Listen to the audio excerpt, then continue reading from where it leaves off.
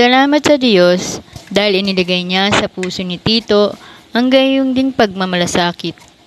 Hindi lamang niya pinaunlakan ang aming pakiusap, kundi sa kagustuhan makatulong sa inyo. Nagpresenta pa siya na pupunta riyan. Pinasama namin sa kanya ang kapatid na kilala sa lahat ng iglesia dahil sa kanyang pangangaral ng magandang balita. Hindi lamang iyan, siya ay pinili ng mga iglesia upang maglakbay kasama namin at tulungan kami sa pangangasiwa sa gawaing ito.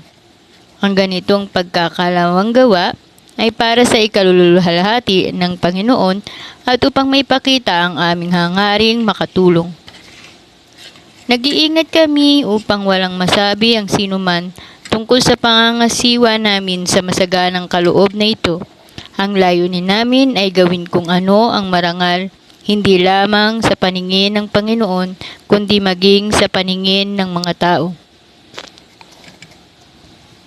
Kaya isinugo namin kasama nila ang isa pa nating kapatid na subok na namin sa maraming pagkakataon at lalong masigasig sa pagtulong ngayon dahil sa malaking tiwala niya sa inyo.